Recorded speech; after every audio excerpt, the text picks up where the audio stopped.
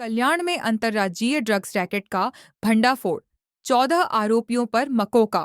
35,400 kilo गांजा जब्त। कल्याण कल्याण police ने नशे के कारोबार पर बड़ी कार्रवाई करते हुए अंतर्राज्यीय स्तर पर सक्रिय ड्रग्स तस्करी गिरोह का खुलासा किया है। इस प्रकरण में नशे के 8 सौदागरों को गिरफ्तार किया गया है, जबकि पूरे मामले से जुड़े कुल 14 आरोपियों के खिलाफ मकोका महाराष्ट्र संगठित अपराध नियंत्रण अधिनियम के तहत कार्रवाई की गई है।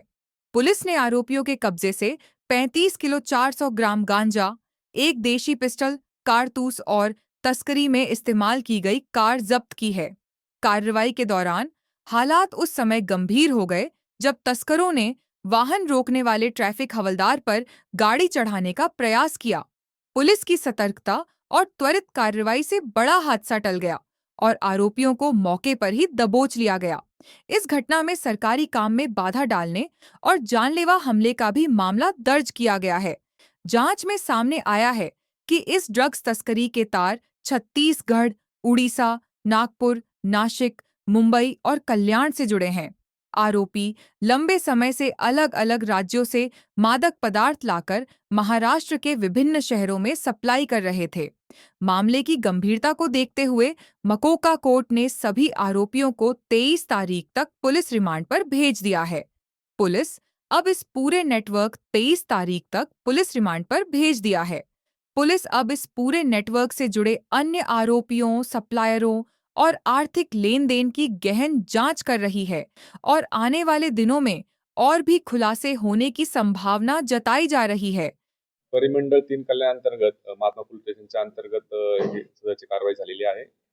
ऑगस्ट महिन्यामध्ये ट्रॅफिकचे आमचे जे कर्मचारी, अधिकारी कर्मचारी जे आहेत आणि पोलीस स्टेशनचे कर्मचारी हे नाकाबंदी करत असताना त्यांना अशी एक गुप्त माहिती मिळाली होती की त्या ठिकाणी काही लोक जे आहेत त्या ठिकाणी गांजा सप्लाय करण्याकरता कल्याण स्टेशन परिसरामध्ये येणार आहेत. त्या अनुषंगाने नाकाबंदी केलेली असता त्या नाकाबंदीमध्ये एक छत्तीसगड पासिंगची गाडी त्यांना आयडेंटिफाय झाली होती, बेलानो आहे ती.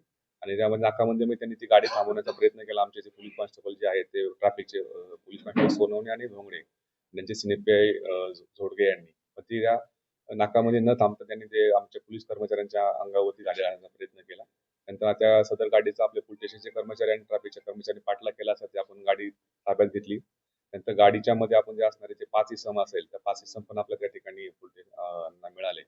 सदर गाडीची झडती घेतली असता सदरच्या गाडीमध्ये आपल्याला त्याच्यामध्ये 35 किलोपेक्षाही जास्त गांजा मिळाला.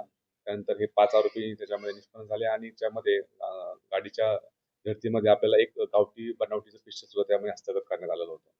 नंतर या जे ताब्यात घेतलेले इसम यांचे तपास करून किंवा त्यांच्याविषयी माहिती घेतली असता हे सगळे नागपूर इथले रहिवासी असल्याचे समजलं आणि ते गांजा सप्लाय करण्याकरता कल्याणमध्ये आलेले होते. त्यानंतर त्यांचा गुन्हेगारी पार्श्वभूमीचा रेकॉर्ड चेक केला असता ही पूर्णपणे टीम जी आहे, पूर्ण गँग जी आहे ती पूर्ण नागपूर आणि विविध शहरांमध्ये ही काम करत होती आणि हे सगळे यांच्यावरती पूर्ण गँगवरती 40 पेक्षाही जास्त गुन्हे अंमली पदार्थ तस्करीचे हे दाखल होते. त्या तपास करण्यामध्ये आपण आतापर्यंत टोटल 14 आरोपी याच्यामध्ये गुन्ह्यामध्ये निष्पन्न केलेले आहेत. त्यामध्ये ओरिसामधून जे माल आणत होते त्या ठिकाणचे पण आपण जाऊन आरोपी अटक केलेले आहेत. जे माल आणण्यापूर्वी ओरिसा त्यानंतर सप्लाय करणारी टीम जी नागपूरची होती ती सर्व अटक केलेली आहे. या ठिकाणी काही स्थानिक लेवलला सुद्धा हा माल सप्लाय होत होता.